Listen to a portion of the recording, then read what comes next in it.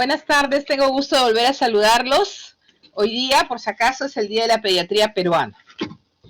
Así que todos los pediatras hemos estado conmemorando este gran acontecimiento, ¿no? Ahí en el hospital.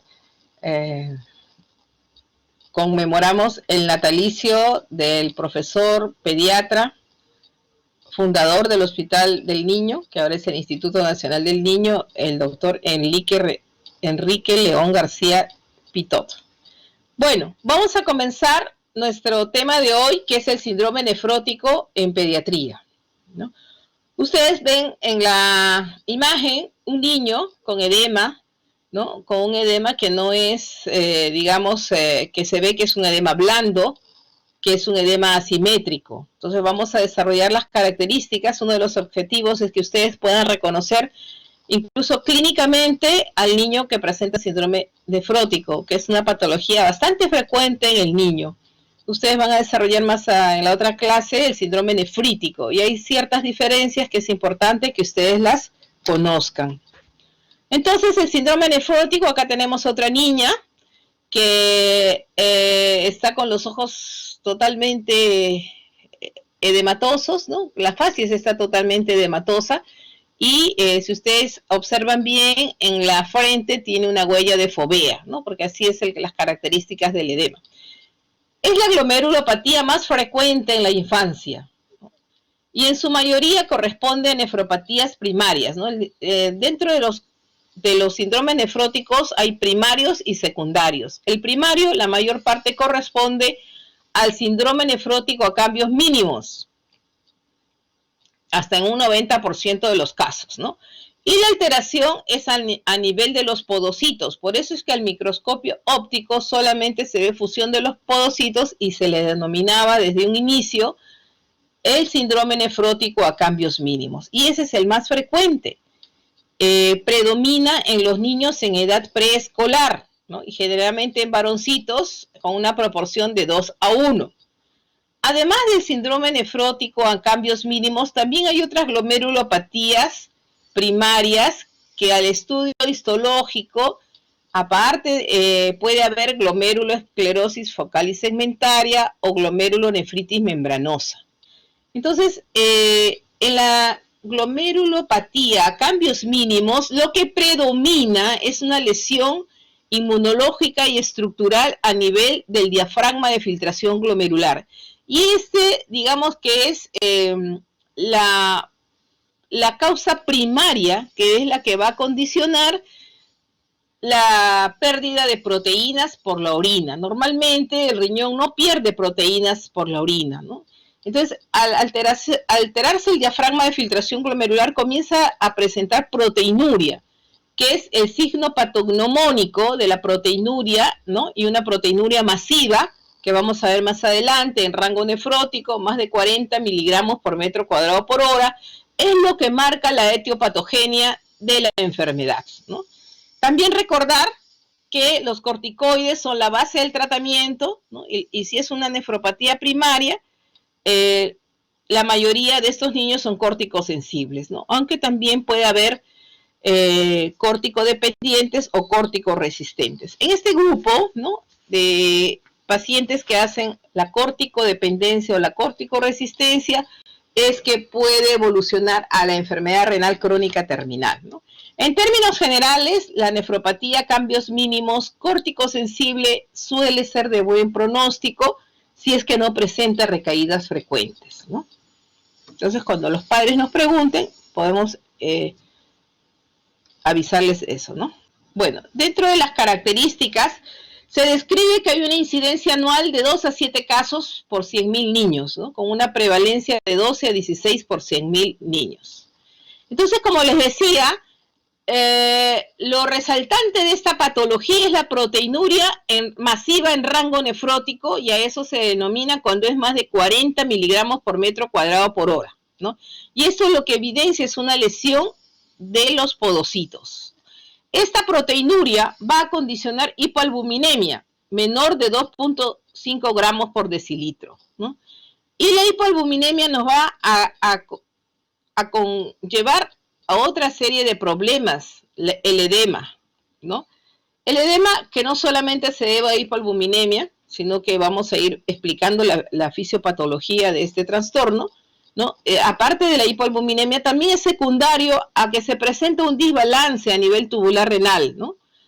Hay retención de sodio y agua en el intersticio y puede haber, la mayor parte de veces se da el sistema que se activa el sistema de renina, angiotensina, aldosterona. Esto también nos puede condicionar hipertensión arterial, que no es tan frecuente, nos puede considerar hipervolemia, ¿no? Otro estado importante es las dislipidemias con hipercolesterolemia, hipertrigliceridemia, lipiduria, ¿no? Y hay un estado de hipercoagulabilidad, también hay un estado de inmunosupresión y otros trastornos endocrinos, sobre todo a nivel de la glándula tiroides. Entonces, cuando ustedes le van a decir cuál es la tetrahidroxiapatía clásica del síndrome nefrótico, entonces es la proteinuria con hipoalbuminemia, con un edema y con dislipidemias. Esa es la tetrada clásica. A nivel de la lesión estructural del podocito hay una pérdida de la carga eléctrica, ¿no? Se activan una serie de mecanismos moleculares inmunológicos, ¿no? Hay alteración en el polo endotelial, hay alteración funcional de los linfocitos T con producción de citoquinas que van a producir lesión glomerular, ¿no? Entonces, la pérdida de la actividad eléctrica, de la carga eléctrica de la membrana basal glomerular, condiciona la pérdida de la estabilidad de la estructura proteínica del podocito y la hendidura del diafragma de filtración, ¿no? Entonces, hay una alteración de la permeabilidad capilar glomerular. Estos mecanismos inmunológicos que nos llevan a alterar la inmunidad celular e inmunidad humoral va a hacer que estos niños, en términos generales, sean inmunodeprimidos, ¿no? Niños inmunosuprimidos con facilidad para adquirir otras infecciones sobreagregadas, ¿no? O que puedan desarrollar otras enfermedades inmunológicas. Antes de que el niño debute con el síndrome nefrótico, en la mayoría de casos hay una historia de que es un niño atópico, ¿no? Pueden haber tenido algún problema de dermatitis atópica o de asma bronquial, se asocia bastante. El daño y la lesión glomerular, ¿no? Hacen que aumente la permeabilidad de la membrana basal glomerular, la albuminuria, ¿ya? Desencadena hipoalbuminemia, que reduce la presión oncótica plasmática. Esto hace que disminuya el retorno capilar periférico, que eso conlleva a que haya aumento de la reabsorción renal de sodio, ¿no? Y esto es una de las principales causas del edema. Además, por la lesión del podocito, ¿no? Se están perdiendo otras lipoproteínas, ¿no? Se pierde HDL, lecitina, colesterol. Al reducir la presión oncótica plasmática, ¿no? Disminuye el catabolismo, aumenta la lipoproteína B. Entonces, al haber reducción de la presión oncótica, aumenta la síntesis hepática para tratar de sintetizar más proteínas, ¿no? Entonces, se aumentan las lipoproteínas. Ese también es causa de la hiperlipidemia.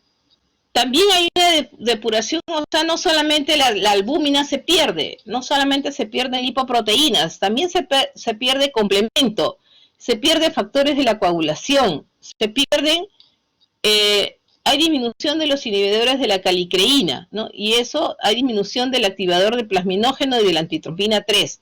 Entonces, todo esto nos lleva a un estado procoagulante, y el estado de hipercoagulabilidad es otro de los trastornos más importantes que presenta el paciente con síndrome nefrótico, ¿no? Con eso quiere decir que son predispuestos a desarrollar trombosis, ¿no?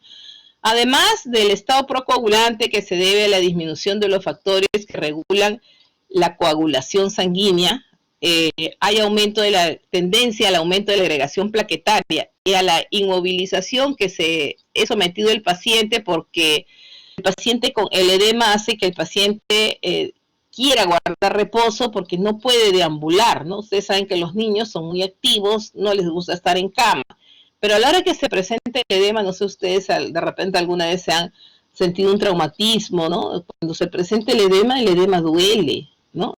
No solamente el edema inflamatorio duele, la presencia de edema a nivel intersticial de los tejidos hace que el tejido esté distendido y que se compriman las fibras nerviosas, ¿no? Las terminaciones nerviosas, y entonces el edema tiende a producir dolor a la deambulación. Por eso es que el niño suele estar postrado en su cama. Ya les he dicho, ¿no?, que se pierden otras proteínas como las inmunoglobulinas y el complemento. También se pierden micronutrientes como se pierde el hierro, el zinc, la vitamina D. Se pierde la hormona, la T3, ¿no? Entonces, al perderse las inmunoglobulinas y hay pérdida de complemento, hay disminución de la función del complemento, disminución de la opsonización y de la capacidad fagocitaria, ¿no? Y puede haber una tendencia a alteraciones endocrinas. Entonces, el síndrome nefrótico se clasifica en síndrome nefrótico primario, secundario y congénito.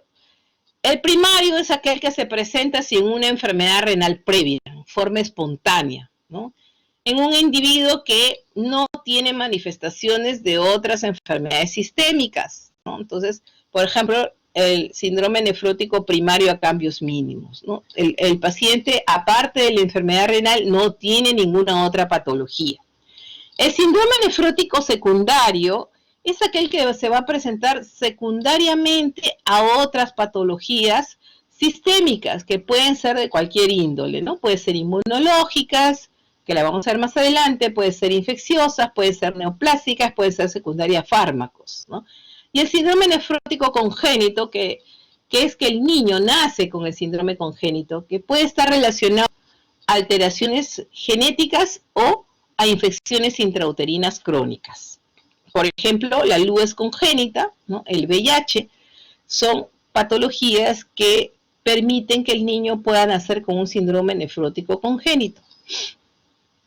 Entonces, el más frecuente, que es el primario, ¿no?, también denominado idiopático, la mayor parte es la enfermedad a cambios mínimos, como les he dicho. Pero hay otros, en total son 5 tipos histológicos, ¿no?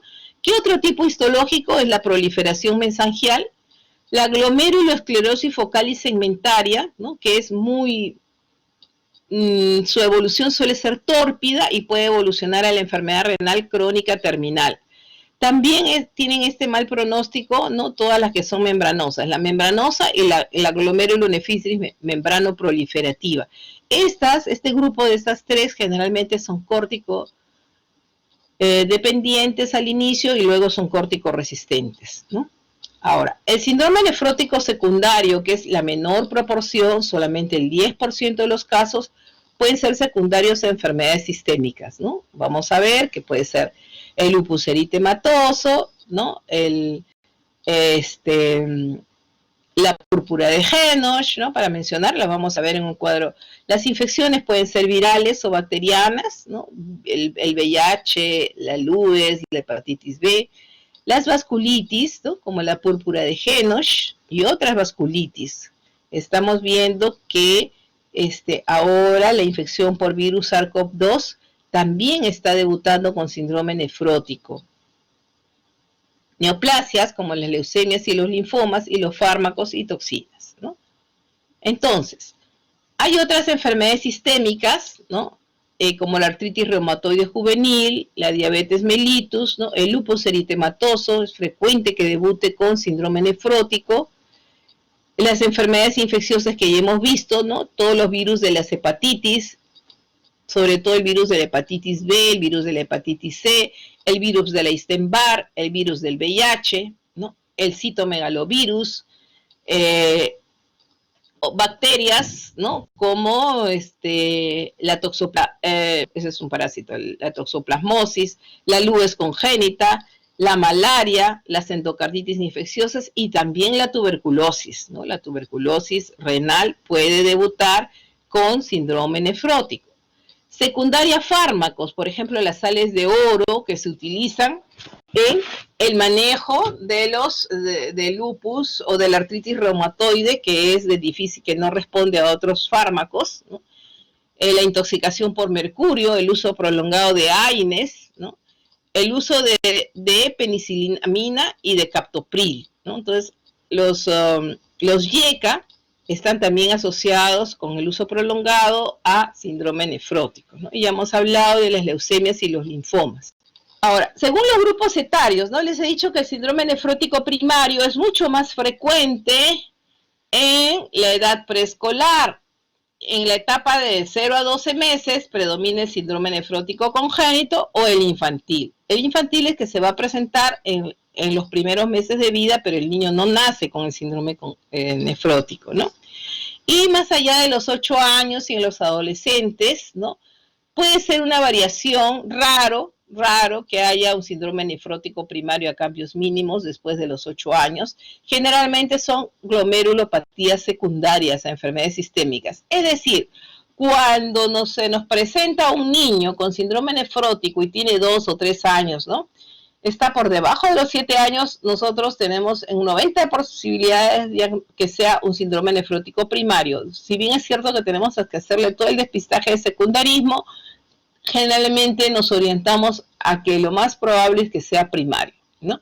Y si pasa después de los 8 años, ¿no? Sobre todo si es una mujercita, entonces ya no nos quedamos tan tranquilos y vamos a buscar acuciosamente que sea secundario. Sobre todo tenemos que buscar enfermedades inmunológicas en primer lugar.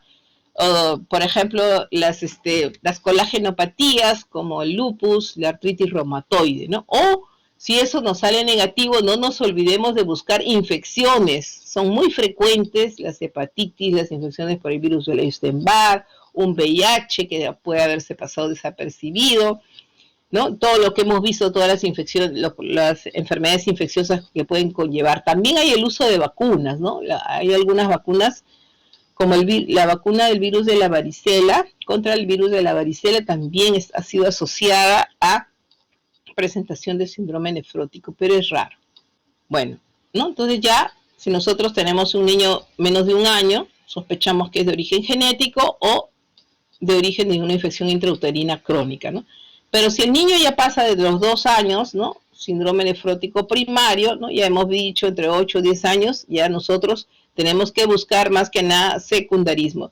Y es importante el grupo, la edad de inicio de la presentación para determinar el pronóstico, ¿no? Porque el síndrome nefrótico primario generalmente suele ser de buen pronóstico, ¿ya?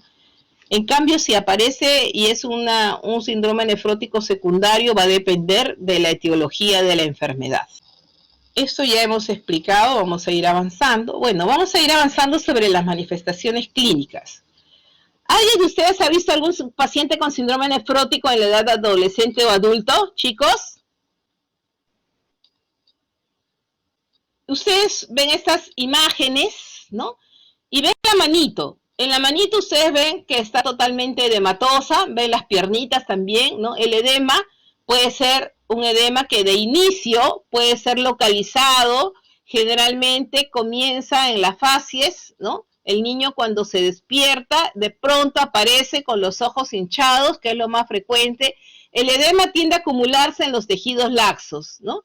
Entonces el niño cuando se levanta, de pronto la mamá le puede ver los ojos hinchaditos, y bueno, nadie va a sospechar, ni el pediatra, que el primer día que se amaneció hinchado, va a ser secundario a un síndrome nefrótico, ¿no?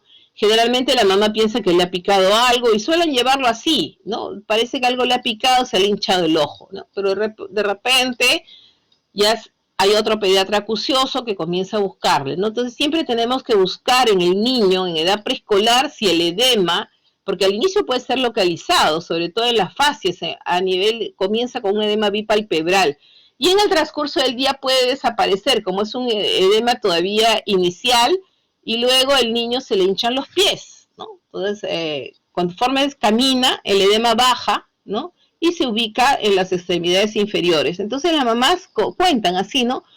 Mi hijito anteayer se levantó con los párpados hinchados, pero ahora me doy cuenta que sus pies se han hinchado, ¿no?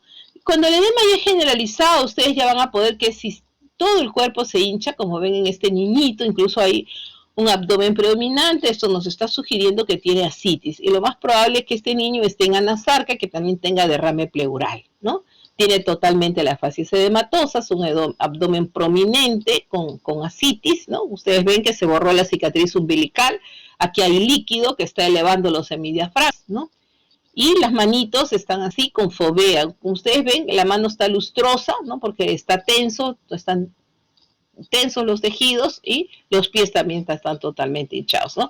Entonces el signo clínico más relevante es el edema. Al inicio es un edema palpebral y es un edema que se moviliza con el movimiento del paciente. Al inicio, cuando es un edema leve, ¿ya? Predomina en las zonas de declive. Varía según la actividad y la posición del niño, siendo predominantes los edemas maleolares, pretibiales y genitales. Acá no tenemos ninguna imagen, no ha sido tapado el niño de los genitales, pero ustedes van a ver que se asocia a gran edema escrotal y en las mujercitas gran edema de los labios, ¿no? Y esto, el edema escrotal puede dificultar la marcha.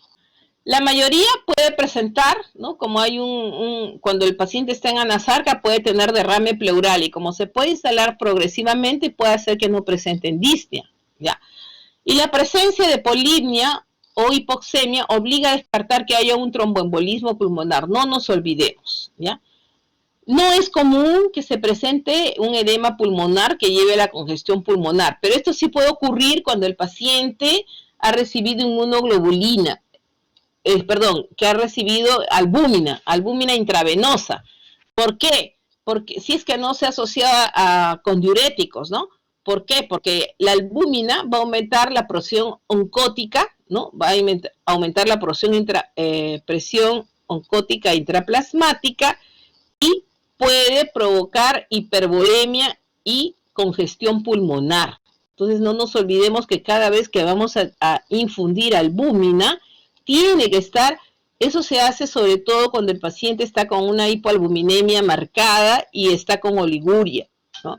Entonces en ese caso sí es recomendable infundir albúmina para mejorar la presión oncótica y reducir el edema, sobre todo cuando está en anasarca y está con oliguria, ¿no?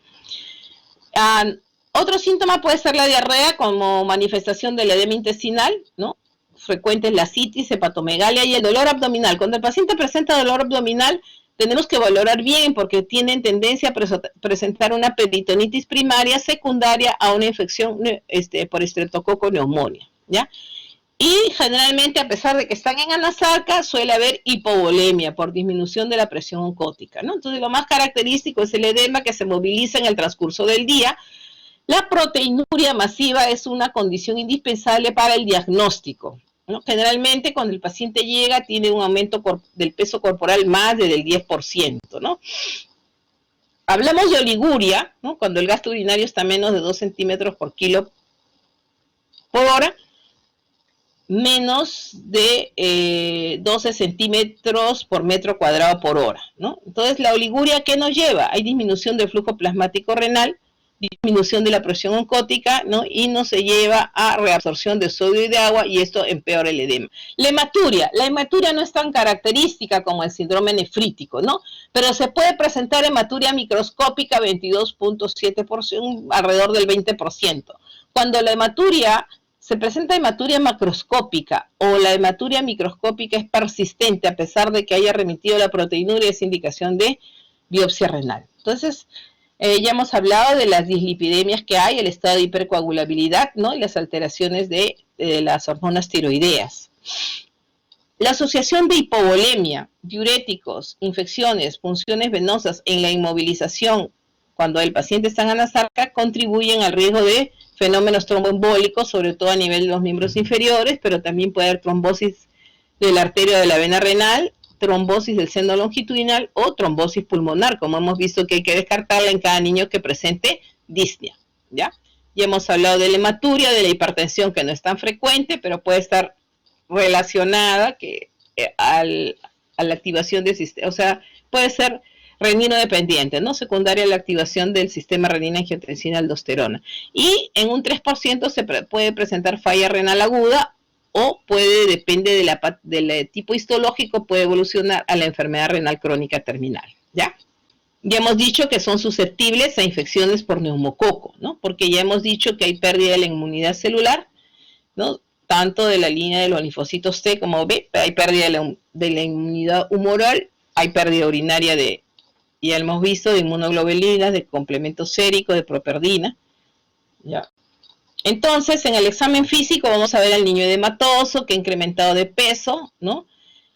Al inicio, ¿no? La talla puede ser normal, correspondiente a su edad cronológica, pero también ustedes saben que el corticoide puede haber un retraso de la edad ósea, pueden al final tener talla baja, ¿no? Tenemos que buscar cómo está la temperatura, la presión arterial, que le he dicho que no es muy frecuente la hipertensión, pero está en un 20%, sobre todo si son glomerulopatías secundarias, puede haber hipertensión, ¿no? Tenemos que estimar el grado de los edemas y dónde están localizados, ¿no? Detectemos signos clínicos de complicaciones, como les he dicho, disnea, fiebre, dolor abdominal, ascitis, taquicardia, ¿no? Ahora, la fiebre, ¿no? La mayoría de niños, o sea, el síndrome nefrótico puede ser desencadenado, ¿no? En el paciente susceptible, el primario, puede ser desencadenado por una infección viral. Y es así, las recaídas suelen estar asociadas, que el paciente presenta un cuadro febril y se reactiva el síndrome nefrótico, ¿no? Ya está, por ejemplo, en remisión completa y hace una infección viral. ¿Por qué? Porque estos niños son inmunosuprimidos, ¿no? No nos olvidemos de buscar, porque el niño con el edema, ¿no? Como el edema presiona, ya les he explicado, puede desarrollar, si le pica, le puede dar celulitis, puede tener peritonitis primaria, y si ahí el niño está postrado, ¿no? Puede desarrollar sepsis a punto de partida de una celulitis, ¿no? Nosotros no nos olvidemos de buscar otros síntomas de manifestaciones sistémicas de una enfermedad, ¿no? Por ejemplo, el exantema, si hay púrpura, si hay signos articulares, ¿no? Entonces, el examen de laboratorio, cuando nos llega un paciente, tenemos que hacer un hemograma completo, ¿no?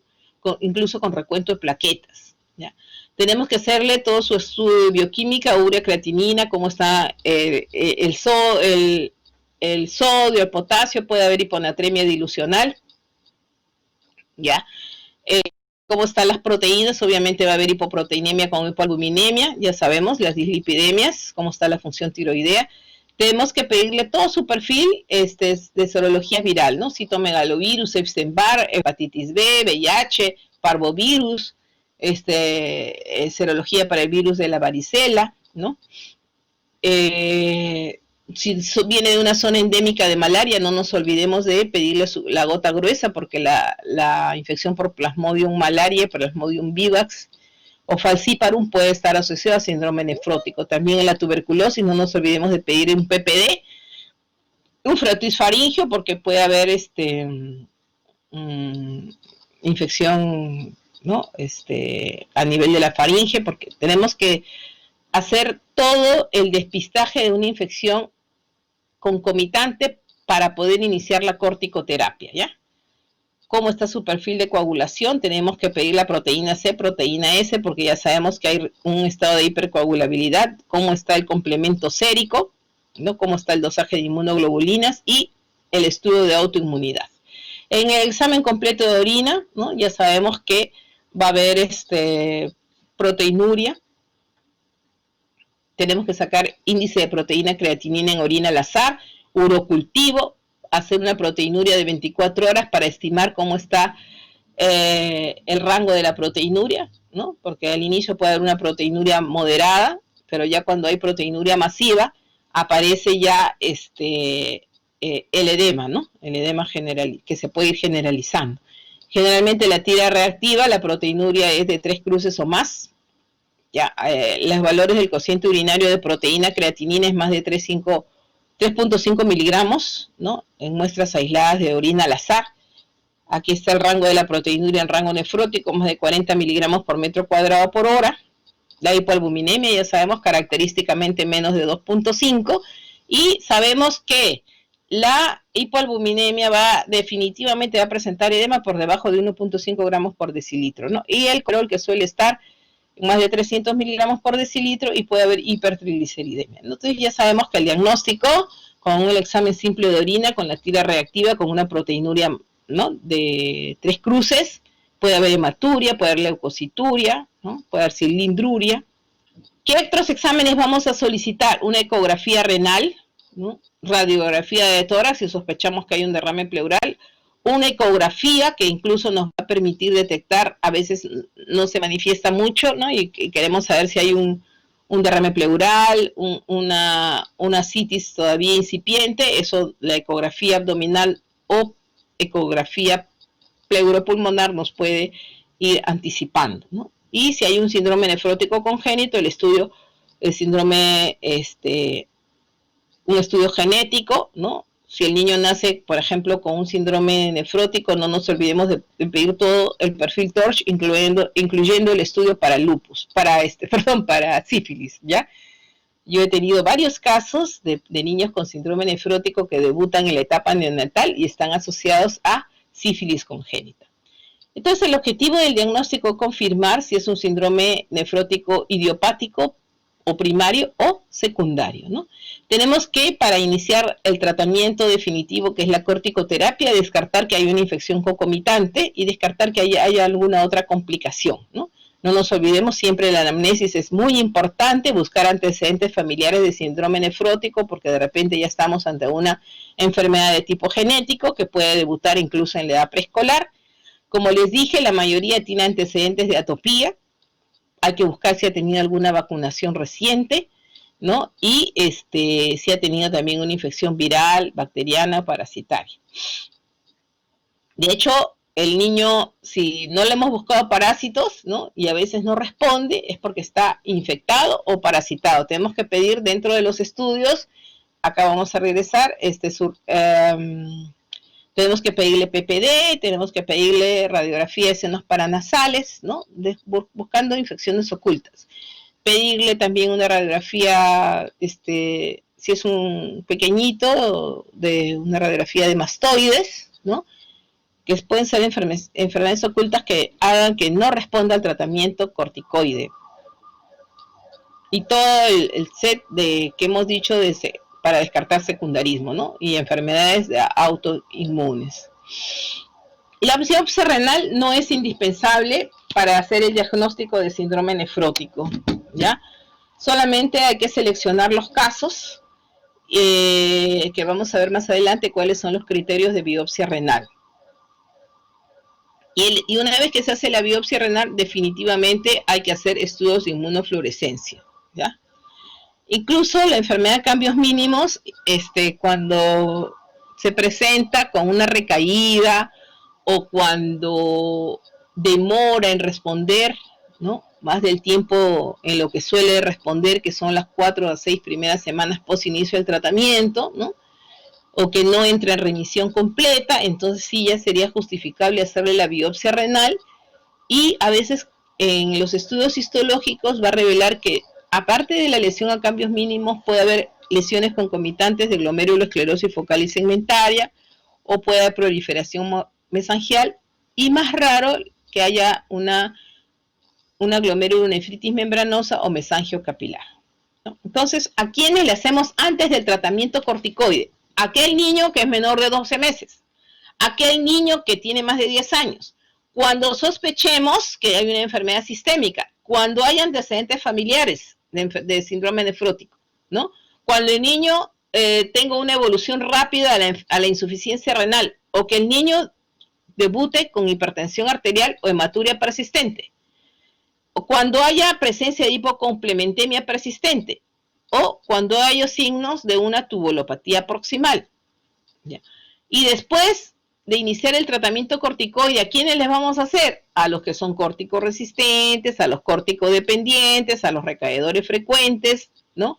Y antes de iniciar el tratamiento con otros agentes, ¿no? Como ciclosporina A, tracolimus. El tratamiento. Entonces, el objetivo principal es obtener la remisión completa del síndrome nefrótico, ¿no? Obviamente, a la mamá le preocupa mucho, la mamá no ve la proteinuria, pero luego van a aprender mucho, que está muy relacionado con la presencia del edema, ¿no?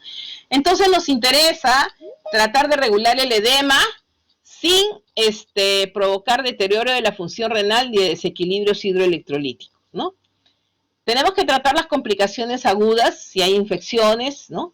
Tenemos que prevenir las recaídas y las complicaciones secundarias a la enfermedad y al tratamiento a largo plazo. O sea, de hecho, ¿no? Aquellos niños que presentan recaídas frecuentes y que son córticos sensibles, pero recaedores frecuentes, a la larga van a demostrar síndromes cuchinoides, ¿no? Incluso hay cambios que se producen con el uso de ciclosporina, ¿no? Entonces, cambios físicos que hacen que el niño, o desde el punto de vista psicológico, no se vea bien porque su imagen se cambia mucho, ¿no? Entre las medidas generales, si el niño, una vez que se hace su estudio, se llega al diagnóstico, no sé si es un síndrome nefrótico primario, secundario, y comienza el tratamiento corticoide, entonces apenas vemos que disminuye el edema, disminuye la proteinuria, entonces podemos darle de alta para continuar el manejo ambulatorio, ¿no? Y tratamos de restringir las hospitalizaciones porque sabemos que son niños inmunosuprimidos y que rápidamente pueden adquirir una infección intrahospitalaria, ¿no? La dieta básicamente para el manejo del edema, cuando el niño queda en anasarca, nosotros tenemos que hacer la restricción hidrosalina, ¿no? Tenemos que debemos darle una dieta normoproteica, no se da dietas hiperproteicas porque sabemos que la lesión es a nivel de podocito, ¿no? Si nosotros le damos más proteínas, vamos a llevar el riñón a hiperfiltrar proteínas, ¿no? Un síndrome de hiperfiltración, y eso va a dañar el riñón. Entonces tenemos que darle una dieta hiposódica, normoproteica, restringir los líquidos. Ustedes saben que normalmente calculamos los líquidos de mantenimiento de acuerdo al método calórico o de Holliger y Segar, ¿no? Entonces generalmente le damos el 50% de sus requerimientos hídricos, ¿ya? El paciente debe estar en reposo relativo y de hecho, cuando el paciente está en anasarca, le impide la deambulación, ¿no? El uso de diuréticos con mucha precaución, tenemos que ver que el niño no esté con hipovolemia, tratemos de que el uso de diuréticos no provoque disturbios hidroelectrolíticos, entonces tenemos que hacer una combinación de diuréticos de ASA, ¿no? Que tienen efecto rápido, con diuréticos ahorradores de potasio, ¿no? Entonces hacemos una combinación del tratamiento de diurético con furosemida, que la dosis varía de 0.5 a 2 miligramos por kilo por día, y espironolactona de 1 a 3 miligramos por kilo por día, ¿no?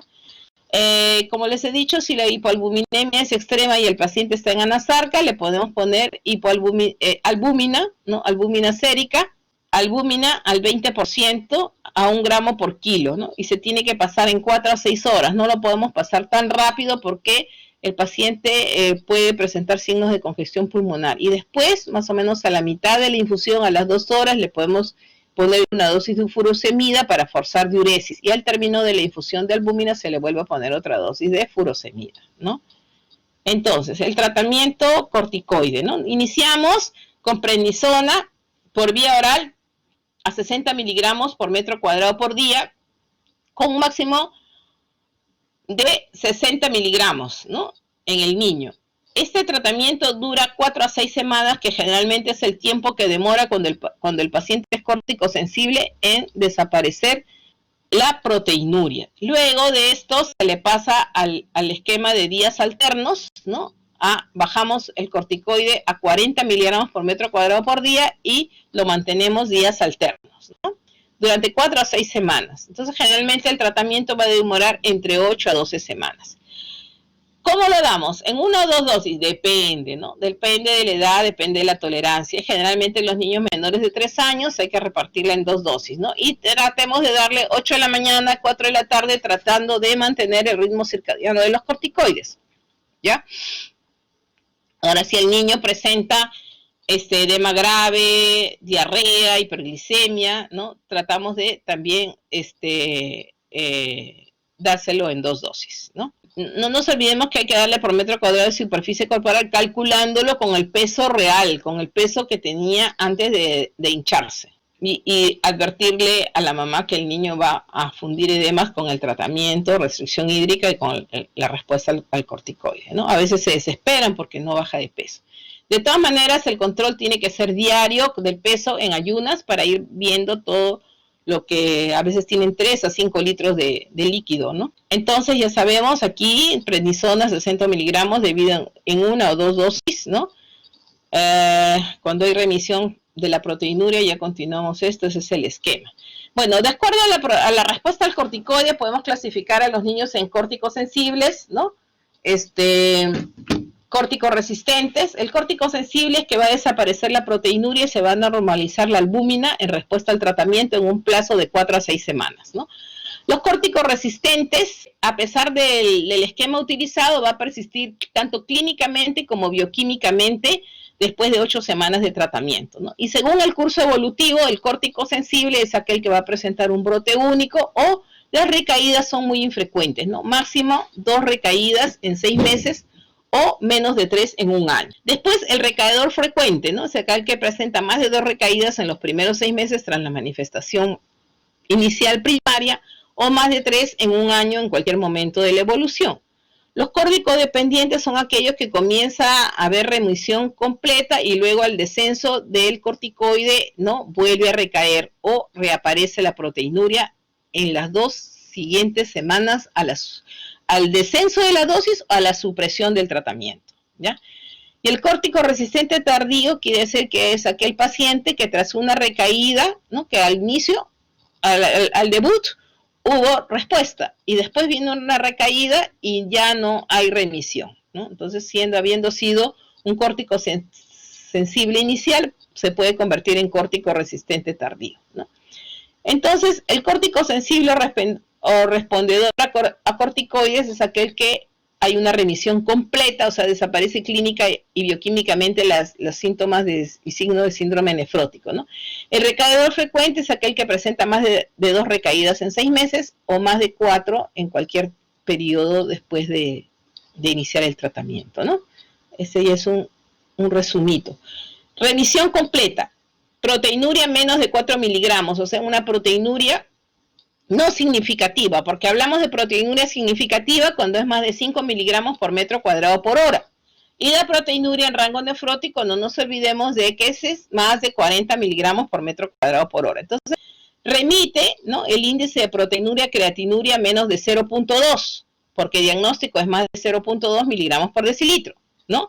En la tira reactiva desaparece las trazas de albúmina, ¿no?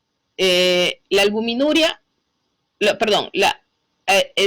albuminemia sube a más de 3.5 gramos por decilitro. Y la remisión parcial es que hay una proteína, ya no hay síntomas clínicos, pero la proteinuria microscópica puede ser entre 4 hasta menos de 40, ¿no? O que el índice de proteinuria, creatinuria esté entre 0.2 a 2, ¿no? Que haya reducción del edema y que la albúmina en sangre sea más de 3 gramos por decilitro. Entonces, si hay necesidad de utilizar otros inmunosupresores, entonces podemos hacer una pauta secuencial de acuerdo a la eficacia y seguridad de los fármacos, ¿no? Por ejemplo, el síndrome nefrótico córtico dependiente, las alternativas son la ciclofosfamida, el micofenonato y la ciclosporina, ¿no? En el córtico resistente hay la ciclofosfamida, el tracolimus y el micofenonato. Y el síndrome córtico dependiente también se le puede dar alternativas con tratamientos biológicos como el rituximab como terapia de rescate. No nos olvidemos que siempre que se le inicie un tratamiento inmunosupresor hay que monitorizar, ¿no? El crecimiento y desarrollo y vigilar la aparición de reacciones adversas medicamentosas. O sea, son fármacos más tóxicos. De hecho, el corticoide es el fármaco de elección, pero no deja de tener las secuelas. El paciente desarrolla síndrome cuchinoide, ¿ya? Tenemos que hacer la profilaxis de la osteoporosis, ¿no? Por el tratamiento prolongado con corticoides, dándole suplementos de calcio, ¿no? En forma de carbonato de calcio. Tenemos que darle vitamina D3, ¿no? Nosotros tenemos que asegurar un crecimiento y desarrollo óptimo. Si el paciente está acompañado de hipertensión, hay que manejar, y los fármacos de elección son los IECA, ¿no? A dosis de 0.1, de enalapril, por ejemplo, 0.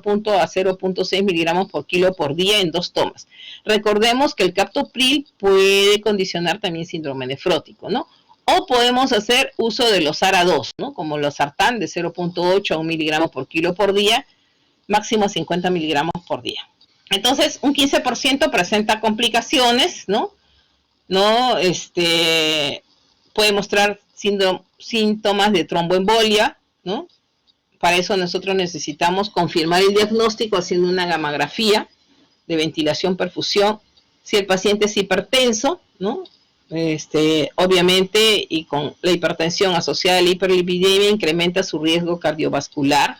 El niño puede, por el uso prolongado de corticoides, puede desarrollar hipocrecimiento. No nos olvidemos de hacer sus estudios de hormona de crecimiento, vigilar el estado nutricional. El tromboembolismo, para prevenir, ¿no? Hay que tratar de que una vez que baje el edema, motivar al niño. El niño de todas maneras se va a deprimir porque ve cómo cambia su imagen corporal, ¿no? Entonces hay que motivarlo a que siga con sus actividades de la vida diaria. Una vez que termine el tratamiento corticoide, de repente se puede reintegrar progresivamente a sus actividades escolares cuando es en forma presencial, ¿ya? El estado de hipercoagulabilidad, a veces los niños necesitan estar anticoagulados, ¿ya? Hay que darle, de acuerdo a las complicaciones que nos presenten de tromboembolias, ¿no? La aspirina como un antiagregante plaquetario o de repente manejar las tromboembolias con heparinas de bajo peso molecular, ¿no? Tenemos que hacer la prevención de las infecciones o el tratamiento cuando se dan, ¿no?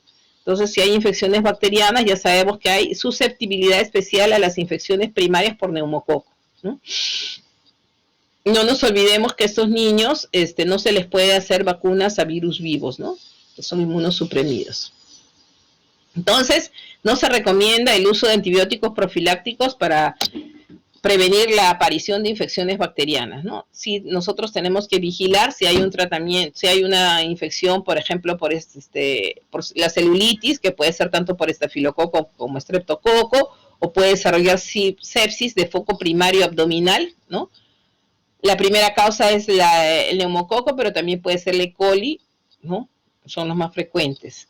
Vigilar si no tiene infecciones virales asociadas, ¿no? Ya hemos dicho, el riesgo de tromboembolias en la inmovilización, y el estado de hipercoagulabilidad, de la nasarca grave, ¿no? Ya hemos visto todo esto. Muy bien, las vacunas a virus vivus deben de hasta después de un mes de haber terminado el tratamiento corticoide, ¿no? Sí se puede administrar vacunas de virus inactivados y las vacunas, por ejemplo, la neumocócica, ¿no? Hay que vacunarlo. Hay que vacunarlo también contra la influenza. Hay que hacer la prevención de la osteoporosis, de las fracturas patológicas, ¿no? No nos olvidemos de la suplementación de calcio y vitamina D3, ¿ya? Y vigilantes de la progresión de las formas histológicas que usualmente llevan a la enfermedad renal crónica terminal, como la glomerulosclerosis focal segmentaria, ¿no? Ya hemos hablado de las inmunizaciones, ya hemos hablado de las indicaciones de la biopsia. Muy bien. Entonces, el pronóstico debe depender de la edad del niño, ¿no? Las que debutan en la edad preescolar y son recaedores, que son córticos sensibles y recaedores infrecuentes, el pronóstico suele ser más favorable que el de los otros, ¿no? Muchas gracias. Vamos a dejar de compartir y creo que nos quedan unos minutitos. Si tuvieran alguna pregunta, por favor. Y me hubiera gustado. Sí, adelante, Julio, diga. Sí, doctora. Tengo entendido que la prednisona oral se da en 60 miligramos por metro cuadrado. Así es. Cuando me llega un paciente que, por ejemplo, está con edema generalizado y me pesa 21 kilos, igual le tengo que restar el 10% de su peso. O sea, tienes que calcular con el peso real, el peso sin edemas. ¿Ya? Si está en anasarca es probablemente porque tenga unos entre 3 a 5 litros de edema, ¿no? Entonces se hace con el peso real, el cálculo del corticoide. Ok. Y, doctora, la presentación del corticoide vía oral para pediatría es igual que en el adulto. En los niños tenemos una suspensión oral de 5 miligramos por 5 centímetros, ¿no? Hay jarabe de prednisona y tenemos tabletas de 5 miligramos y de 20 miligramos. Ok, doctora, muchas gracias. A ti por la pregunta. ¿Alguna otra pregunta? Es una patología frecuente. Ustedes cuando ya nos reactivemos a la normalidad y hagan de repente su internado, o sus serums van a tener oportunidad de ver niños con síndrome nefrótico. Entonces yo lo que les he dado es lo básico, ¿no? Lo que tiene que saber el médico general y el pediatra, digamos, el interno de medicina o el residente de pediatría de primer año, ¿no? Lo demás ya lo dejamos para la especialidad, el pediatra y el nefrólogo pediatra. Pero lo que yo les he dicho es lo básico que todos tienen ustedes que conocer. ¿Alguna otra pregunta, chicos? A ver, María Jesús. Adelante, por favor. Sí, doctora, buenas tardes. Hola. El tratamiento para... Bueno, no tratamiento. ¿Se me escucha? ¿Perdón? Sí, así es, te escucho. Muy bien. Para la prevención de osteoporosis, ¿el tratamiento con vitamina D se da a la par que la corticoterapia o se da...? Sí, o sea, el niño, lamentablemente, el niño con síndrome nefrótico va a recibir polifarmacia, ¿no? Entonces tenemos que ir regulando. Sí, es que el corticoide va a comenzar, ustedes saben que no, que disminuye la resorción ósea, entonces va a condicionar descalcificación, entonces hay que prevenir la osteoporosis, ¿no? Entonces sí, le damos carbonato de calcio, vitamina D3, simultáneamente.